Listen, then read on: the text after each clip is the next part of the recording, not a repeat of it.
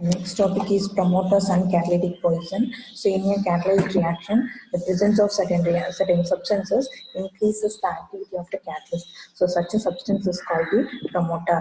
So ஒரு catalytic ஒரு reaction நடக்கும்போது so ஒரு catalystோட activity வந்து increase பண்றது வந்து என்னது promoter.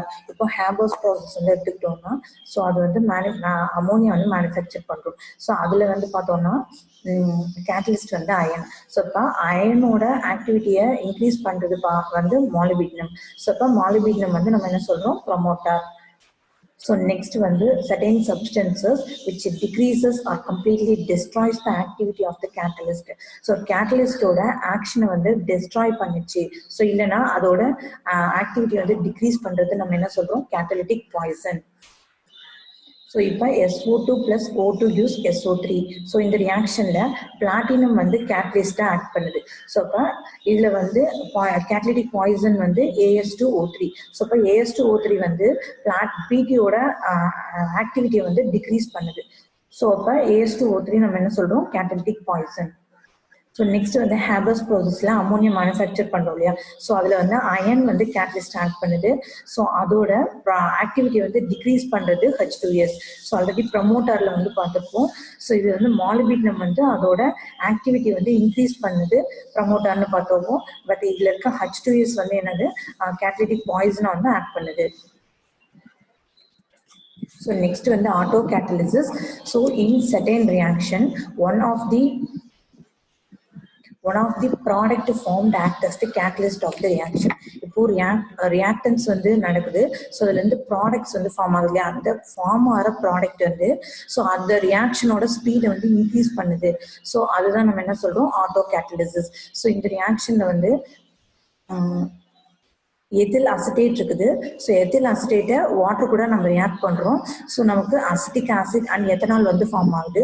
ஸோ இதில் ஃபார்ம் ஆயிருக்க அசிட்டிக் ஆசிட் வந்து ஒரு ஆட்டோ கேட்டலிஸ்ட் ஆக்ட் பண்ணுது.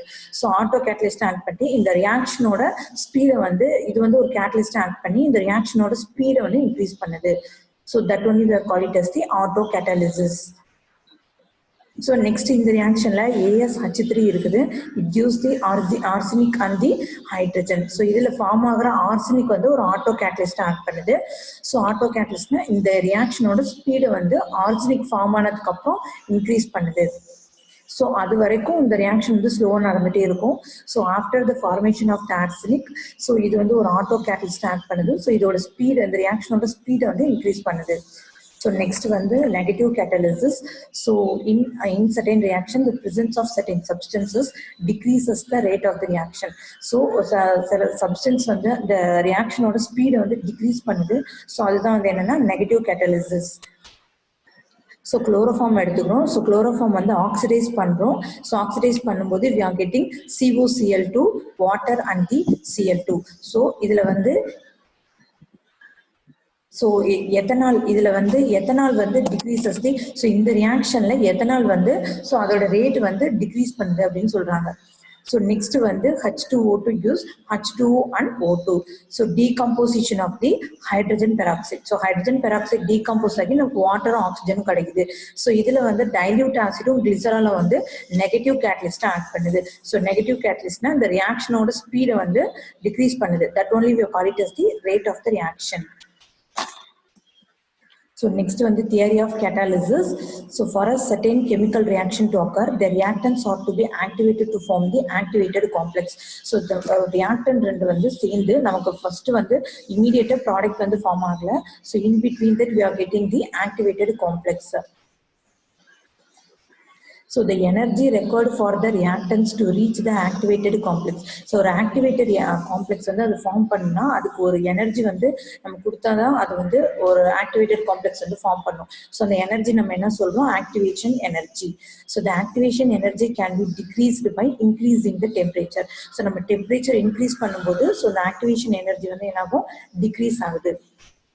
So and then the catalyst absorbs the reactants, activates them by weakening the bond and allows them to react to form the product. So the catalyst மேல the reactant போய் absorb ஆகுது. So absorb ஆனதுக்கு அப்புறம் so already அதுகிட்ட இருக்கிற bond வந்து என்ன ஆகுது weak ஆகுது. So அப்ப இந்த catalyst reactants reaction involve ஆகி so product வந்து form ஆகுது அப்படின்னு சொல்றாங்க.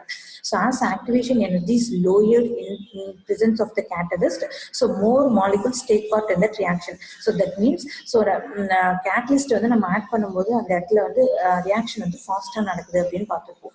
ஸோ அப்போ வந்து என்ன ஆகுது, ஸோ அந்த ரியாக்ஷனுக்கு தேவைப்படுற ஆக்டிவேஷன் எனர்ஜி வந்து கம்மியாகுது. ஸோ கேட்டலிஸ்ட் ஆட் பண்ணதுக்கு அப்புறம் அதோட ஆக்டிவேஷன் எனர்ஜி வந்து கம்மியாகுது. ஸோ அதோட ரேட், அந்த ரியாக்ஷனோட ரேட் வந்து என்ன ஆகுது, இன்க்ரீஸ் ஆகுது.